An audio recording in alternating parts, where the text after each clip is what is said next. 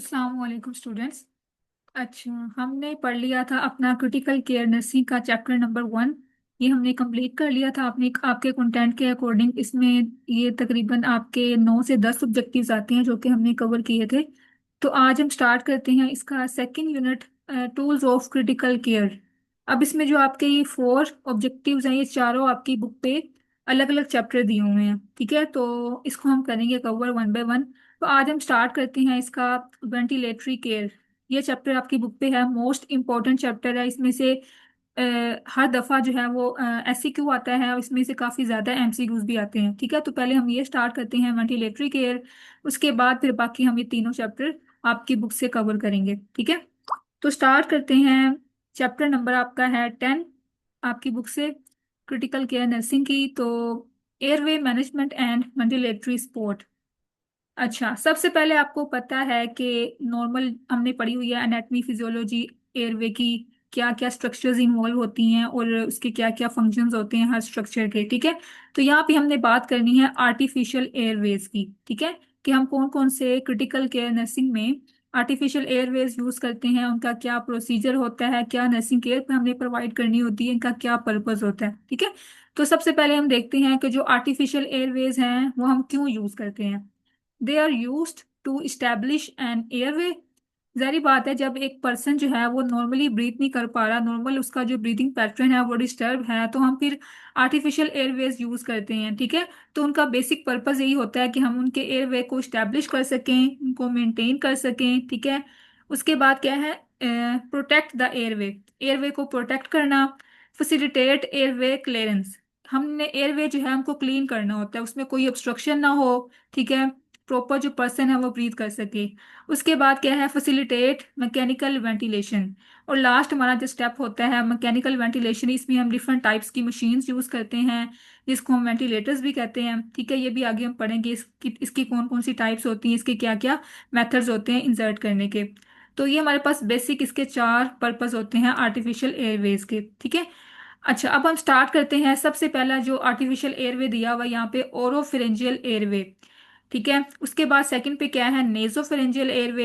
इसी तरह आगे हम देखें तो हमारे पास क्या है, एंड्रोट्रेकियल ट्यूब, इसके थ्रू भी हम उसके एयरवे को मेंटेन कर सकते हैं पेशेंट के। ठीक है, उसके बाद लास्ट पे क्या है, ट्रेकियोस्टमी। ठीक है, तो हमारे पास ये 4 मेथड्स हैं एयरवे जिनको हम कहते हैं आर्टिफिशियल एयरवेज। अब हमने क्या पढ़ना है इसमें, हमने सबका पहले पढ़ना है कि इसका स्ट्रक्चर कैसे होता है। ठीक है, जैसे अब ओरोफिरिंजियल एयरवे है, इसका स्ट्रक्चर क्या है। ठीक है, और उसके बाद हमें देखना है कि इसको हमने इंसर्ट कैसे करना होता है, इसका हमने पूरा प्रोसीजर देखना है। उसके बाद हमने देखना है कि जो नर्स है उसकी क्या रिस्पॉन्सिबिलिटीज होती हैं। ठीक है, तो हमने हर एयरवे को करने जब करेंगे तो उसमें हमें ये तीनों टॉपिक्स जो है इसको हमने पढ़ना है। उसका स्ट्रक्चर, उसके बाद उसकी इंजर्जन या उसका प्रोसीजर, और नर्सिस की रिस्पॉन्सिबिलिटीज। ठीक है, तो सबसे पहले हम स्टार्ट करते हैं ओरोफेरेंजियल एयरवे। ये क्या है, it is a hard plastic device that is inserted through the mouth and extend to the pharynx. ठीक है, अब आपने इसके नाम से याद करना है, ओरो मीन माउथ और फेरेंजियल निकला है फेरेंक्स से। ठीक है, मतलब कि जो डिवाइस है वो हम माउथ के थ्रू इंसर्ट करेंगे और ये फेरेंक्स में जाएगी। ठीक है, और इसका बेसिक पर्पस क्या होता है कि ये हम कब यूज करते हैं, जब मसल टोन डिक्रीज होती है ना पेशेंट की। ठीक है, जब मसल टोन डिक्रीज होती है तो उससे ये रिस्क होता है कि जो पेशेंट की टंग है ना वो ओक्लूड कर सकती है, वो ऑब्स्ट्रक्ट कर सकती है पेशेंट के एयरवे को। ठीक है, तो उससे प्रिवेंट करने के लिए हम यूज करते हैं ओरोफेरेंजियल एयरवे। ठीक है, अब यहाँ पे आपने एमसीक्यू क्या याद करना है कि हमने कभी भी ओरोफेरेंजियल एयरवे जो है वो कॉन्शियस पेशेंट में इंसर्ट नहीं करना। ठीक है, क्यों नहीं करना, क्योंकि जब हम ये इंसर्ट करते हैं तो पेशेंट का जो गैग रिफ्लेक्स होता है वो स्टिमुलेट हो जाता है। जब वो स्टिमुलेट होता है तो उससे वोमिटिंग और एस्पिरेशन का रिस्क हो सकता है। ठीक है, तो आपने ये एमसी को मार्क करना है कि हमने कॉन्शियस पेशेंट में ओरोफेरेंजियल एयरवे को अवॉइड करना है। ठीक है, उसके बाद अब ये लिखा हुआ है कि इसको हमने इंसर्ट कैसे करना होता है। तो ये आपने पढ़ लेना है, इसमें क्या, it is inserted by holding down the tongue with the depressor. तो हमने सबसे पहले क्या करना है, डिप्रेसर को यूज करना है जिसके थ्रू हम टंग को डिप्रेस करेंगे। ठीक है, टंग को डिप्रेस करने के बाद हमें प्रॉपर स्पेस मिल जाएगी माउथ के अंदर, और उस स्पेस के थ्रू जो है वो हम उसका जो डिवाइस है प्लास्टिक डिवाइस या एयरवे उसको हम इंसर्ट करेंगे। ठीक है, उसके बाद airway can be inserted with the opening of the curve facing the roof of the mouth. ठीक है, वही बात कि हमारे पास जो रूफ ऑफ द माउथ वाली जो है ना स्पेस है, वहां पे हमने उसको इंसर्ट करना है। ठीक है, उसके थ्रू हमने इंसर्ट करना है उसको फेरेंक्स के अंदर, और हमने इसको जेंटली एडवांस, मतलब कि जेंटली इसको जो है ना पास करना है हमने। ठीक है, तेजी से नहीं करना, हमने स्लोली स्लोली जो है वो रोटेट करते हुए एयरवे को हमने करेक्ट पोजीशन में उसको पास करना है। ठीक है, अच्छा, अभी हमने पास कर लिया। उसके बाद अब इंसर्शन के बाद जो नर्स है उसका क्या फंक्शन है कि उसने फ्रीक्वेंट बेसिस पे जो है वो पेशेंट को मॉनिटर करना होता है। ठीक है, कि उसकी जो एयरवे है उसका पेटेंट है कि नहीं है, ठीक है, उसमें कोई और ऑब्स्ट्रक्शन तो नहीं है। उसके बाद उसने कंफर्म करना होता है कि जो उसका हमने डाला है एयरवे या जो डिवाइस हमने डाली है वो सही जगह पे गई है कि नहीं गई। ठीक है, तो हमने क्या करना होता है, हमने उसकी ब्रेथ साउंड्स को लिसन करना होता है। उसके अलावा हमने चेस्ट वॉल की मूवमेंट्स को देखना होता है, उसको ऑब्जर्व करना होता है। ठीक है, और साथ साथ हमने ओरोफेरेंजियल सक्शनिंग भी करनी होती है। ठीक है, ताकि जो भी सिक्रीशंस हैं, ओरल सिक्रीशंस, नेजल सिक्रीशंस, वो सारी हम रिमूव कर सकें और जो भी ऑब्स्ट्रक्शन आ रही है उसको हम खत्म कर सकें। ठीक है, तो इस तरह जो है उसका एयरवे हमने मेंटेन करना होता है। ठीक है, उसके बाद जब जैसे ही हमें ऑर्डर मिलते हैं कि हमने इसको रिमूव करना है, इसके उसका जो एयरवे है या जो डिवाइस हमने डाली है, तो उसको हमने उसको भी प्रॉपर टेक्निक के थ्रू हमने उसको रिमूव करना होता है। ठीक है, सक्शनिंग के बाद हमने एयरवे को जेंटली रिमूव कर देना होता है। तो ये हमने पढ़ लिया ओरोफेरेंजियल एयरवे। उसके बाद हम देखते हैं अब जो नेक्स्ट इसकी आर्टिफिशियल एयरवे है, नेजोफेरेंजियल एयरवे। ठीक है, अब ये जो आपके नाम से इसमें शो हो रहा है नेजो मीन, ये नोज के थ्रू हम इंसर्ट करेंगे और फेरेंक्स में इसको लेके जाएंगे। ठीक है, फेरेंक्स में इसको पास करेंगे, इंसर्ट करेंगे। उसके बाद अब इसका मेजर पर्पस क्या होता है कि हमने एयरवे की पोटेंसी को मेंटेन करना होता है। ठीक है, और इसमें अब इसमें दोनों में क्या डिफरेंस था कि ये आपने याद करना है कि इसमें कॉन्शियस पेशेंट में हम इंसर्ट नहीं कर सकते, लेकिन जो ये वाला नेजोफेरेंजियल एयरवे है ये हम पेशेंट में, जो पेशेंट अवेक होता है या कॉन्शियस होता है उसमें हम ये इंसर्ट कर सकते हैं। ठीक है, तो ये हमारे पास क्या एक बेटर चॉइस है देन ओरोफेरेंजियल एयरवे। ठीक है, उसके बाद इसमें भी वही लिखा हुआ है कि हमने इसकी पहले प्रॉपर मेजरमेंट करनी होती है जब हमने इसको इंसर्ट करना है। उसके बाद हमने इसको आगे मेजरमेंट के बाद इंसर्ट करना होता है उसकी नोज के थ्रू उसके फेरेक्स के अंदर। ठीक है, तो उसके अलावा अब यहाँ पे क्या लिखा हुआ है कि आपने इसको मेजर कैसे करना है। The airway should extend from the tip of the nose to the ear lobe. ठीक है, टिप ऑफ द नोज से आपने स्टार्ट करना है मेजर करना, और एयर लोब तक आपने इसको मेजर कर लेना है। ठीक है, उसके बाद आपने इसको इंसर्ट करना है। बाकी इसमें ये लिखा हुआ है कि जो हमने इसको नोज के थ्रू इंसर्ट करना है तो उसके जो नोस्ट्रिल्स हैं वो प्रॉपर जो है उनका डायमीटर हमने चेक कर लेना है। ठीक है, जो उनका नोस्ट्रिल्स हैं वो पेटेंट होने चाहिए, उनके थ्रू ही हमने इसको इंसर्ट करना होता है। ठीक है, उसके बाद अब क्या लिखा हुआ है कि हमने जब इसको पेशेंट को नेजोफेरेंजियल एयरवे इंसर्ट करना होता है तो हमने कुछ उसकी हिस्ट्री लेनी होती है, उसकी कुछ फिजिकल एग्जामिनेशन करनी होती है पर्सन की। ठीक है, क्योंकि आपको पता है कि हम जब नोज के थ्रू करते हैं तो नोज ब्लीडिंग भी हो सकती है। ठीक है, तो हमने पहले उससे पेशेंट से हिस्ट्री लेनी है कि उसको एपिस्टेक्सिस का जो है वो पेशेंट तो नहीं है। ठीक है, उसको पहले नोज ब्लीड तो नहीं हुआ कभी। उसके बाद हमने ये पूरी हमने हिस्ट्री ले लेनी है, उसके बाद हमने केयरफुली जो है वो इंसर्ट करना है एयरवे। ठीक है, उसके बाद हमने क्या करना है, सारे इक्विपमेंट जो है वो हमने इकट्ठे कर लेने हैं जो भी हमने इसमें यूज़ करने हैं, और फिर हमने पेशेंट को पूरा प्रोसीजर जो है वो एक्सप्लेन करना है अगर वो कॉन्शियस है, अवेक है। उसके बाद हमने क्या करना है, कुछ एयरवे की जो टिप है उसको लुब्रिकेट करना है लिडोकेन जेली के साथ। ठीक है, ताकि पेशेंट को डिस्कम्फर्ट ना हो और वो इजीली जो है वो स्मूथ वे में उसको हम इंसर्ट कर सकें। ठीक है, जैसे हमने उसको लिडोकेन के थ्रू लुब्रिकेट कर लिया, फिर हमने उसको इंसर्ट करना होता है स्लोली। ठीक है, उसके फेरेंक्स के अंदर नोज के थ्रू। ठीक है, उसको हमने प्रॉपर पोजिशनिंग करनी होती है। तो इस तरह हमने इसको इंसर्ट करने के बाद इसकी भी हमने प्रॉपर जो पोजिशनिंग है वो कंफर्म करनी होती है कि आया कि वो सही पोजीशन पे जो डिवाइस है वो गई है कि नहीं गई। ठीक है, तो हम क्या करते हैं उसके टंग को डिप्रेस करके विजुलाइज करते हैं कि वो जो डिवाइस है वो उसके फेरेंक्स में गई है कि नहीं। ठीक है, इसी तरह ये हमने इंसर्ट कर लिया। उसके बाद जब हमने इसको रिमूव करना होता है तब भी हमने इसको जेंटल वे में रोटेशन के थ्रू जो है इसको विड्रॉ करना होता है, इसको रिमूव करना होता है। ठीक है, तो ये इसका पूरा प्रोसीजर है। उसके बाद जो हमारे पास थर्ड इसका एयरवे डिवाइस है वो कौन सी है, एंड्रोट्रेकियल ट्यूब। ठीक है, अब ये भी आपने देखी भी होगी इसको इंसर्ट करते हुए हॉस्पिटल सेटिंग के अंदर, इसका क्या प्रोसीजर होता है इसको हम यहाँ से पढ़ते हैं। जो एंडोट्रेकियल ट्यूब है ये एक सेमी रिजिड ट्यूब होती है जो कि हम इंसर्ट करते हैं, नोज के थ्रू भी कर सकते हैं और माउथ के थ्रू भी कर सकते हैं, और ये ट्रेकिया में जाती है। ठीक है, ट्रेकियल मीन ट्रेकिया में जाएगी। उसके बाद अब यहाँ पे इसके कुछ एडवांटेजेस भी होते हैं, उसके कुछ इसके जो है वो कुछ डिसएडवांटेजेस भी हैं। ठीक है, ये अगर टेबल में दिए हुए हैं, ये हम पढ़ेंगे वहां से। अब हमने इसके बाद क्या करना है कि इसकी क्या इंडिकेशंस हैं, ये हम क्यों डालते हैं, कब डालते हैं एंडोट्रेकियल ट्यूब को। It is necessary to obtain an airway और प्रोटेक्ट द एयरवे। ठीक है, जब हमने एयरवे को मेंटेन करना हो, उसको प्रोटेक्ट करना हो एस्पिरेशन से, तब हम इसको यूज करते हैं। उसके बाद अब इसका जो है ना जो इसकी डिवाइस है उसके साथ क्या क्या हम आपने देखा भी होगा, इसके साथ एक कफ होती है। ठीक है, एंडोट्रेकियल ट्यूब जो है वो कफ के साथ आती है। जब हमने इसको इंसर्ट कर दिया होता है तो हम कफ को इन्फ्लेट करते हैं ताकि वो प्रॉपर पोजीशन पे हम इसको रख सकें। ठीक है, फिर हमने सिक्योर करना होता है एयरवे को। ठीक है, ताकि एस्पिरेशन से हम प्रिवेंट कर सकें। ठीक है, उसके बाद इसको हम यूज करते हैं जब एक पेशेंट को हम मैकेनिकली वेंटिलेट कर रहे होते हैं, तब भी हम एंडोट्रेकियल ट्यूब को यूज कर रहे होते हैं। ठीक है, जब उसको इंटूबेट करते हैं, ये भी आपने देखा होगा, तब भी हम ईटीटी पास कर रहे होते हैं। ठीक है, उसके बाद अब यहाँ पे क्या लिखा हुआ है कि ये जो एंडोट्रेकियल ट्यूब इंटूबेशन है ये एक जो ट्रेन्ड पर्सोनल है उसको ये परफॉर्म करना चाहिए प्रोसीजर। ठीक है, तो अब इसका भी प्रॉपर हमने पहले, क्योंकि इसमें तो पेशेंट अनकॉन्शियस ही होता है मोस्टली, तो इसको हमने उसके अटेंडेंट के साथ एक्सप्लेन कर सकते हैं प्रोसीजर को। उसके बाद हमने प्रॉपर जो इक्विपमेंट्स है वो गैदर करने हैं। ठीक है, उसके बाद हमने चेक करने हैं कि वो जो इक्विपमेंट्स हैं वो प्रॉपर काम कर रहे हैं, फंक्शनिंग में है कि नहीं है। ठीक है, उसके बाद हमने सक्शन को देखना है, सक्शन मशीन जो है वो प्रॉपर वर्क कर रही है कि नहीं कर रही। ठीक है, जो जो भी इक्विपमेंट्स हमने यूज करने हैं सबकी हमने फंक्शनिंग चेक कर लेनी है, मास्क वगैरह। ठीक है, सक्शन मशीन हमने चेक कर ली है, बाकी जो भी इक्विपमेंट्स है सबको हमने चेक कर लेना है। ठीक है, उसके बाद हमने मेक श्योर करना है कि हमने जो पेशेंट है उसको हमने प्रॉपर ऑक्सीजनेशन प्रोवाइड करनी है बिफोर एंडोट्रेकियल इंटूबेशन। ठीक है, the nurse pre oxygenates the patient before intubation. ठीक है, उसके अलावा अब इसमें क्या लिखा हुआ है कि जो फिजिशियन है वो इस प्रोसीजर से पहले पेशेंट को टॉपिकल एनेस्थीसिया दे सकता है, वो यूज कर सकता है। ठीक है, शॉर्ट एक्टिंग या फिर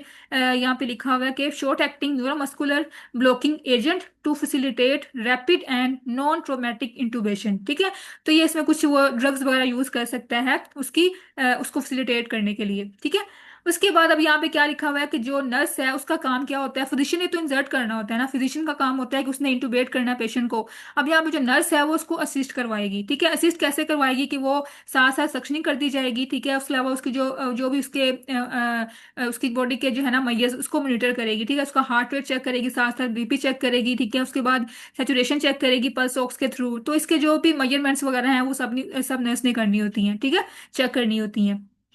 उसके बाद साथ साथ उसने उसकी जो अगर उसकी ऑक्सीजनेशन ड्रॉप हो रही है तो हमने उसको प्रॉपर ऑक्सीजनेशन प्रोवाइड करनी होती है। ठीक है, अच्छा अब हमने पूरा प्रेस कर लिया उसकी जो उसको हमने इंटूबेट कर लिया पर्सन को, पेशेंट को। तो हमने उसकी प्लेसमेंट के बाद क्या करना होता है कि हमने कफ को इन्फ्लेट करना होता है। जो कफ एंडोट्रेकियल ट्यूब के साथ अटैच होता है हमने उस कफ को इन्फ्लेट करना होता है। अब इन्फ्लेट करते हुए हमने कितना प्रेशर जो है वो यूज करना होता है ये भी आपने याद करना है। इसका एमसीक्यू आता है कि हमने एंडोट्रेकियल ट्यूब को इंसर्ट करते हुए जो कफ है उसको कितने एयर प्रेशर के साथ इन्फ्लेट करना होता है। तो यहाँ पे लिखा हुआ है 22-25 मिलीमीटर ऑफ मर्करी हमने उसको प्रेशर देना होता है उसको इन्फ्लेट करने के लिए। ठीक है, और अब यहाँ पे ये भी मेंशन है कि अगर उसको हम अंडर इन्फ्लेट करेंगे, मतलब प्रॉपर उसको कफ को इन्फ्लेट नहीं करेंगे, तो उससे एस्पिरेशन का रिस्क हो सकता है। और अगर उसको हम ओवर इन्फ्लेट करेंगे, ज्यादा प्रेशर दे देंगे, मतलब कि 25 से ज्यादा उसको प्रेशर दे देंगे, तो तब क्या हो सकता है कि जो ट्रेकिया की वॉल है ना, जो उसकी म्यूकोजल वॉल है उसके ऊपर प्रेशर ज्यादा पड़ सकता है, वो रप्चर हो सकती है। ठीक है, तो इस तरह ट्रेकियल इरोजन हो सकती है। तो इस तरह आपने क्या करना है, दोनों को अपने माइंड में रखना है कि ना तो हमने अंडर इन्फ्लेट करना है, मतलब उसका जो प्रेशर है वो 20 से कम भी ना हो और 25 से ज्यादा भी ना हो। ठीक है, अब इसको हम कैसे मेजर करते हैं, ये हमारे पास एक डिवाइस होती है मैनोमीटर। मैनोमीटर जो है वो क्या करता है, जो एंडोट्रेकियल ट्यूब को जब हम कफ को इन्फ्लेट करते हैं तो उसका जो प्रेशर है ना उसको मेजर करता है। ठीक है, ये भी आपने इसको याद करना है। उसके अलावा अब यहाँ पे कुछ क्या लिखा हुआ है कि जब हम इसको पूरा प्लेस कर लिया, एंडोट्रेकियल ट्यूब को हमने प्लेस कर लिया और कफ को भी इन्फ्लेट कर लिया। ठीक है, अब हमने चेक करना है कि इसकी जो प्लेसमेंट है वो करेक्ट हुई है कि नहीं हुई। ठीक है, तो इसके कुछ मेथड्स होते हैं इसको चेक करने के, प्रॉपर प्लेसमेंट हुई है कि नहीं उसको हमने चेक करना होता है डिफरेंट मेथड्स के थ्रू। सबसे पहले हमारे पास क्या मेथड है, आस्कल्टेशन। ठीक है, ये भी आपने देखा होगा कि जो फिजिशियन है वो आस्कल्टेट करते हैं। ठीक है, उसकी चेस्ट वॉल देखते हैं, उसकी चेस्ट मूवमेंट्स को देखते हैं कि प्रॉपर साउंड्स आ रही हैं कि नहीं आ रही। ठीक है, उसके बाद उसको कंफर्म करते हैं। उसके बाद अच्छा, यहाँ पे अब तीन हमारे पास मेथड्स कौन से लिखे हुए हैं, आस्कल्टेशन, उसके बाद कार्बन डाइऑक्साइड मॉनिटरिंग, और थर्ड पे क्या है, चेस्ट रेडियोग्राफ। ये तीन मेथड्स हैं, इसके थ्रू हम उसकी जो प्लेसमेंट है ईटीटी की उसको हम कंफर्म करते हैं। ठीक है। अब आस्कल्टेशन में हमने क्या करना होता है, जो फिजिशियन है वो उसकी चेस्ट जो वॉल है ना, चेस्ट को प्रॉपर वो आस्कल्टेट करता है। ठीक है। ब्रेथ साउंड्स को देखते हैं कि वो इक्वल दोनों साइड से आ रही हैं कि नहीं आ रही। ठीक है। अगर चेस्ट की बजाय उसकी एब्डोमेन से जो है ना साउंड्स आ रही हैं, तो मतलब कि उसकी जो एंडोट्रेकियल ट्यूब है वो उसके इसोफिगस या उसके एब्डोमेन में चली गई है। ठीक है। तो हमने फिर उसको प्रॉपर इंश्योर करना होता है कि अगर वो वहां पे चली गई है तो हमने इसको रिमूव करके दोबारा इंसर्ट करना होता है। ठीक है। अब यहाँ पे क्या लिखा हुआ, the ability to auscultate air in the abdomen. अगर वो हम जो भी उसकी आस्कल्टेट करते हुए अगर उसकी जो एयर है वो हम उसकी साउंड जो आ रही है वो एब्डोमन से आ रही है ना, तो इसका मतलब क्या है कि जो ये ट्यूब है ना वो कहाँ पे चली गई है, इसोफिगस में चली गई है, रेदर देन ट्रेकियल इंटूबेशन। ठीक है। तो ये आपने माइंड में रखना है। उसके बाद क्या है, कार्बन डाइऑक्साइड मॉनिटरिंग। अब ये हमने चेक करना होता है, इसकी भी एक डिवाइस होती है जिसको हम कहते हैं and tidal carbon dioxide monitor sorry, और डिस्पोजेबल डिटेक्टर। ठीक है। इनके थ्रू हम क्या करते हैं, कार्बन डाइऑक्साइड को मॉनिटर करते हैं। ठीक है। An absence of carbon dioxide suggest esophageal rather than tracheal intubation. जब हम ये यूज करते हैं डिटेक्टर, तो अगर उसमें कार्बन डाइऑक्साइड की एब्सेंस आ रही है तो मतलब कि वो जो डिवाइस है, वो जो एंडोट्रेकियल ट्यूब है वो कहाँ चली गई है, इसोफिगस में चली गई है। ठीक है। वो ट्रेकिया की बजाय इसोफिगस में एंटर हो गई है। ठीक है। तो इसके थ्रू भी हम क्या करते हैं, उसकी प्लेसमेंट को चेक कर सकते हैं। उसके बाद क्या है, रेडियोग्राफी हमारे पास मोस्ट ऑथेंटिक मेथड होता है, डेफिनेटिव कंफर्मेशन हम करते हैं इसके थ्रू। ठीक है। The endotracheal tube should be 2 to 3 centimetre above the carina. ठीक है। ये आपको पता है कैरिना क्या होता है, जहाँ पे ट्रेकिया जो है वो डिवाइड हो रहा होता है ब्रोंकाई के अंदर। तो उस इस जगह से करीना से 2 to 3 सेंटीमीटर जो है वो एंडोट्रेकियल ट्यूब अबव होनी चाहिए। ठीक है। तो इस तरह हम जो रेडियोग्राफ के थ्रू भी इसको कंफर्म कर सकते हैं। ये हमारे पास तीन मेथड्स थे इसके। ठीक है।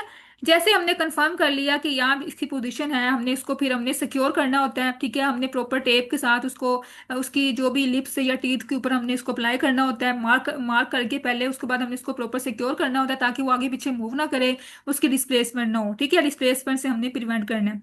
और साथ साथ हमने क्या करना है, ऑन गोइंग असेसमेंट करनी होती है पोजीशन की, कि वो आगे पीछे ना हो जाए। ठीक है।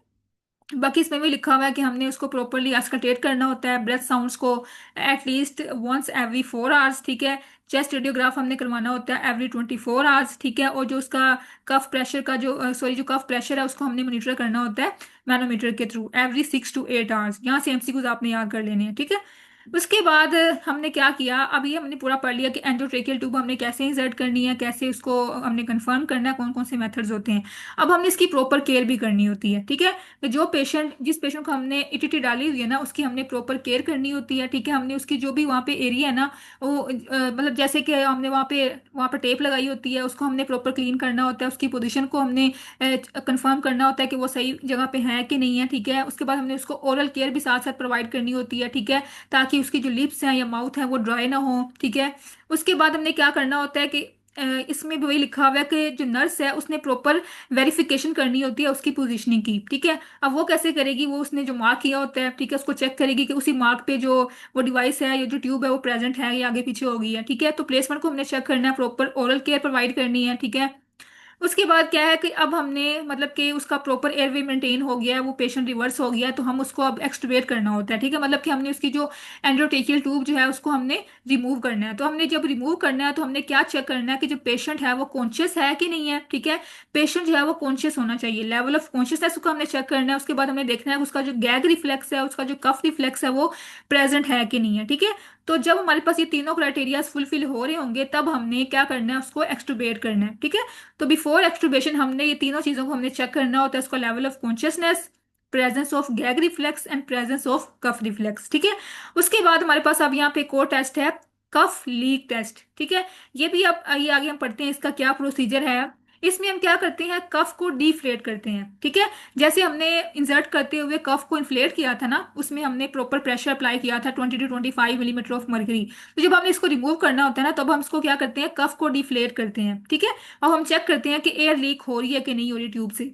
तो अब इसमें क्या लिखा हुआ है कि अगर हमारे पास जो एयर है वो लीक नहीं हो रही, ठीक है, absence of leak can indicate oedema, मतलब कि अभी पेशेंट जो है वो उसकी लंग्स में एडिमा है, ठीक है, इसको अभी हम रिमूव नहीं करेंगे, अभी इसको हम एक्सटुबेट नहीं करेंगे, ठीक है।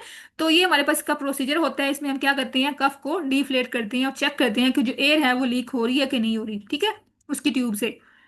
तो ये हम इसको वेरीफाई करते हैं, ठीक है। अगर ये हमारे पास से ये टेस्ट पॉजिटिव आ जाता है तो हम क्या करते हैं, उसको रिमूव नहीं करते, उसको हम अभी उसको इंटुबेशन पे ही रखते हैं, ठीक है, जब तक इसका ये टेस्ट जो है वो इसका नेगेटिव नहीं हो जाता, ठीक है।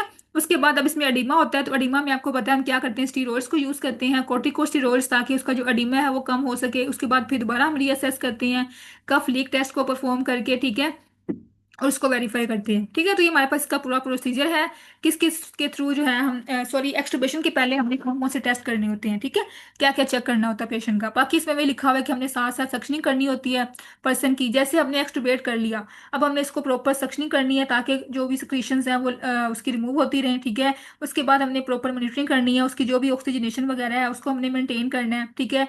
माउथ के थ्रू उसकी सक्शनिंग करनी है, और अगर कोई इसको डिस्ट्रेस के साइन आ भी रहे हैं, ठीक है, तो हमने इसको एपिनेफ्रीन जो है वो लगा देनी है, ठीक है, एडमिनिस्टर करनी है, और साथ में इसको हमने प्रॉपर ऑक्सीजनेशन प्रोवाइड करनी है, ठीक है। और अगर उसको फिर भी हमारे पास जो है ना सारी इंटरवेंशन के बावजूद भी वो नहीं हो रहा सही, ठीक है, उसकी जो ऑक्सीजनेशन है वो मेंटेन नहीं हो रही, तो उसको हम दोबारा री इंटूबेट कर देंगे, ठीक है। तो ये हमारे पास इसका पूरा प्रोसीजर था। आगे हम यहाँ पे देखें तो ये टेबल बहुत इंपॉर्टेंट है कि हमारे पास जो एंडोट्रेकियल ट्यूब है, जो एंडोट्रेकियल इंटूबेशन हमने की है, उसकी क्या क्या कॉम्प्लिकेशंस हो सकती हैं, ठीक है। तो ये आपने लिस्ट करनी है। सबसे पहले हमारे पास क्या है, लरिंजियोस्पैज्म हो सकता है, ब्रोंकोस्पैज्म हो सकता है, ठीक है। जो लेरिंग्स हैं वो अफेक्ट हो सकते हैं, और जो ब्रोंकाई हैं वो भी कॉन्ट्रैक्ट हो सकते हैं, स्पैज्म आ सकता है उनमें। उसके बाद क्या है, हाइपोक्सीमिया और हाइपरकैप्निया ड्यूरिंग इंटूबेशन, ये हो सकता है। अब ये क्यों होता है कि जब हमारे पास एंडोट्रेकियल ट्यूब प्रॉपर हम इंसर्ट नहीं करेंगे ना, उसकी प्रॉपर पोजिशनिंग हमने मेंटेन नहीं की, तो तब जो है वो पेशेंट हाइपोक्सीमिया में जा सकता है, ठीक है। उसके बाद क्या है, डिसरिथमियास हो सकते हैं, हाइपोटेंशन डिवेलप हो सकती है ड्यूरिंग इंटूबेशन, ठीक है। उसके बाद लिंजर एडिमा हो सकता है, ये हमने पढ़ लिया, ठीक है, resulting in stridor with the extubation, ठीक है। उसके बाद क्या है, trauma to the nasal cavity, ये भी हमने पढ़ लिया कि जब अब इसको हम इंसर्ट करते हैं, नोज के थ्रू भी कर सकते हैं और माउथ के थ्रू भी कर सकते हैं। तो जब अब इसको हम नोज के थ्रू करेंगे तो उससे भी चांसेस हैं कि जो उसकी नेजल कैविटी है वो डिस्टर्ब हो सकती है, ठीक है, उसको ट्रोमा हो सकता है। उसके बाद अगर हम माउथ के थ्रू करेंगे तो उसका जो इसोफेगस है, जो उसकी ओरल कैविटी है, वो डैमेज हो सकती है, उसको ट्रोमा हो सकता है। उसके बाद फ्रैक्चर टीथ हो सकते हैं, ठीक है।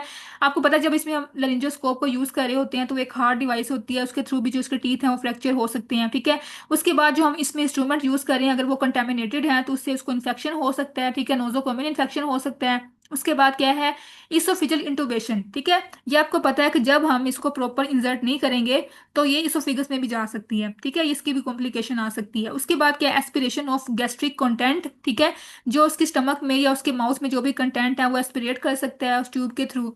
उसके बाद क्या है, ट्रेकियल स्टीनोसिस, जो ट्रेकिया है वो उसका जो पाथवे वो नैरो हो सकता है इसके थ्रू, ठीक है, क्योंकि ट्यूब आपको पता है हम डाल रहे हैं तो ट्यूब का भी कुछ डायमीटर होता है, उसकी जो ट्रेकिया है वो नैरो हो सकता है, ठीक है, स्टीनोस हो सकता है। उसके बाद लिंजोस्टीनोसिस हो सकती है, ट्रेकियल इसोफिगल फिस्टुला हो सकता है, ये आपने पढ़ा होगा सेकंड ईयर में, ठीक है। उसके बाद क्या है, वोकल कॉर्ड पैरालिसिस हो सकता है, ठीक है। तो ये हमारे पास की कुछ कॉम्प्लिकेशंस हैं एंडोट्रेकियल ट्यूब इंटूबेशन की। उसके बाद हम देखें तो अब क्या है, हमारे पास जो लास्ट इसका आर्टिफिशियल एयर वे हम देखें तो ट्रेकियोस्टमी है, ठीक है। ट्रेकियोस्टमी, यहाँ पे आपने वर्ड देखना है, ट्रेकियो मीन ट्रेकिया, ठीक है, ओस्टोमी मीन ओपनिंग, ठीक है। अब इसमें हम क्या करते हैं कि ट्रेकिया में एक स्ट्रोमा क्रिएट करते हैं, एक ओपनिंग क्रिएट करते हैं, ठीक है। Tracheostomy tube is inserted directly into the trachea through a stoma made in the neck.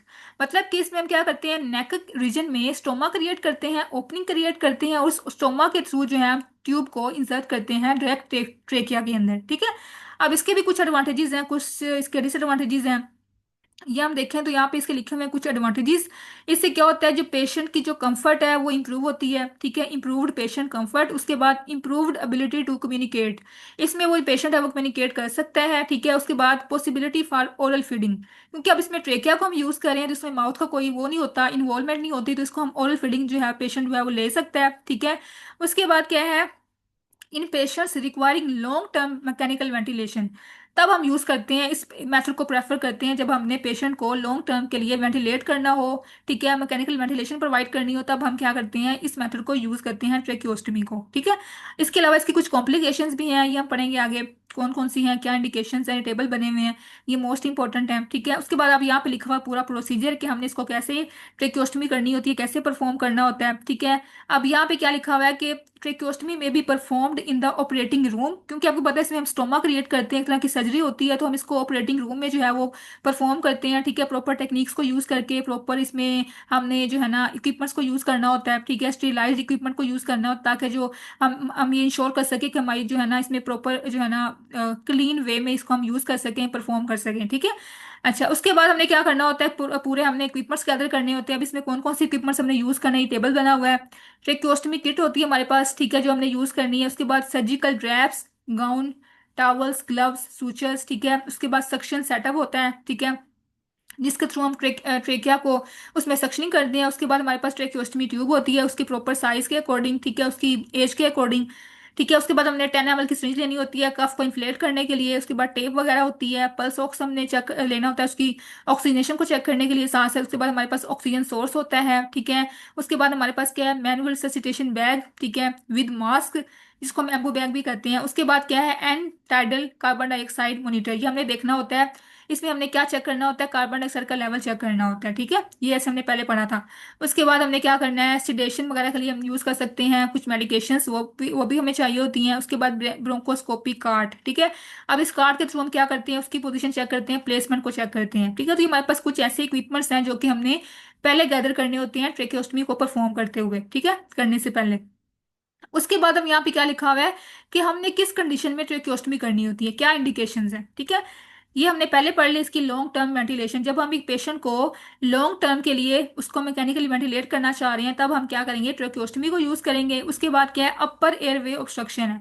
अपर वे में आपको पता है क्या क्या इसमें पाथवे इसका आता है। ट्रेकिया से पहले जो भी इसका है ना, जो भी स्ट्रक्चर आ रहे होते हैं इसके अंदर, ठीक है, हमारे रेस्पिरेटरी ट्रैक्ट के अंदर, वो हमारे पास पूरा अपर वे है। ठीक है, तो जब हमारा अपर वे एयरवे ब्लॉक है, तो हम क्या करेंगे, लोअर एयरवे में जो है ना उसको उसका एयरवे उसको मेंटेन करेंगे। ठीक है, तो हमारे पास जब अपर वे एयरवे ऑब्स्ट्रक्शन आती है, तो हम ट्रेक्योस्टमी कर देते हैं। ठीक है, उसके बाद क्या है, एयरवे एडिमा। ठीक है, जब एडिमा हो गया एयरवे में, तो अब हम ट्रेक्योस्टमी कर देते हैं। ठीक है, ट्रेकिया के थ्रू जो है वो स्टोमा क्रिएट करते हैं। उसके बाद फेल्ड और मल्टीपल इंटूबेशन, मतलब कि हमने उसको मल्टीपल इंटूबेशन कर दिया, मैकेनिकल वेंटिलेशन कर दिया, उसको हमने एंजियोट्रेकियल ट्यूब पास कर दिया, मल्टीपल उसकी हो गई या फेल हो चुकी हैं, तो अब हमारे पास लास्ट जो है वो चांस क्या होता है, लास्ट हमारे पास क्या होता है ऑप्शन, वो होता है ट्रेक्योस्टमी, कि उसको हम ट्रेक्योस्टमी कर दें। ठीक है, उसके बाद क्या, कॉम्प्लिकेशंस ऑफ एंडोट्रेकियल ट्यूब इंटूबेशन, मतलब कि हमने पढ़ा कि उसको हमने पहले एंडोट्रेकियल ट्यूब पास की। ठीक है, जब ऐसे हमने उसको ट्यूब पास की, उसको कॉम्प्लिकेशंस आ गई। ठीक है, तो हमने उस कॉम्प्लिकेशंस को प्रिवेंट करने के लिए हमने क्या किया, ट्रेक्योस्टमी को यूज कर लिया। ठीक है, तो अब हम इसको यूज कर सकते हैं। उसके बाद क्या है,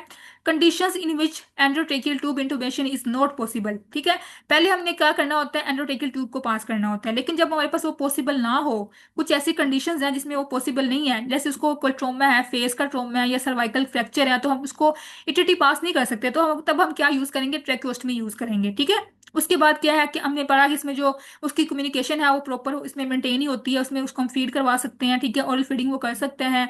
उसके बाद क्या है, लॉन्ग टर्म मैनेजमेंट हमने जब करनी हो, तब हम ट्रेक्योस्टमी कर सकते हैं। ठीक है, तो ये हमारे पास कुछ इसकी इंडिकेशंस हैं।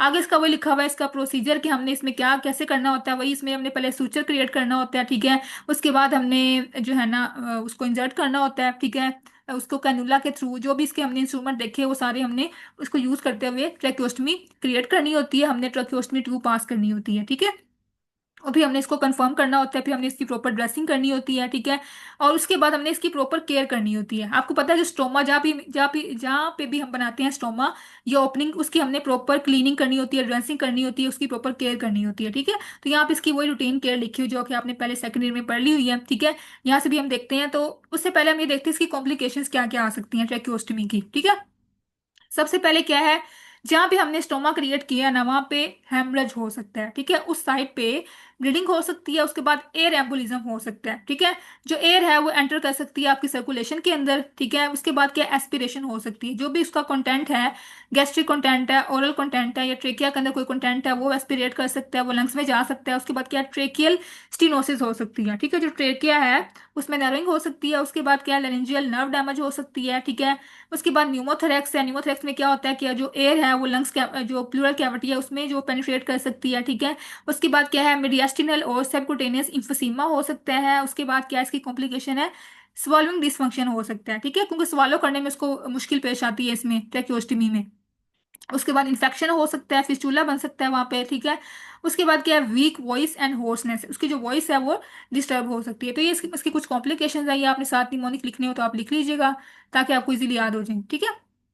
उसके बाद केयर में इसको बताऊं आपको, तो यहाँ मैंने ना इसके मेन पॉइंट्स लिखे हुए हैं, आपने वही यहाँ भी इसको ब्लर्स की फॉर्म में लिखना है कि हमने इसकी जो साइट है उसको प्रॉपर क्लीन करना होता है, ठीक है। उसका जो कनूला है इनर वाला उसको रिप्लेस करना होता है प्रॉपर। उसके बाद हमने इसको वॉश करना होता है स्टोमा को, ठीक है, नॉर्मल साइन के साथ या एचओ के साथ, ठीक है।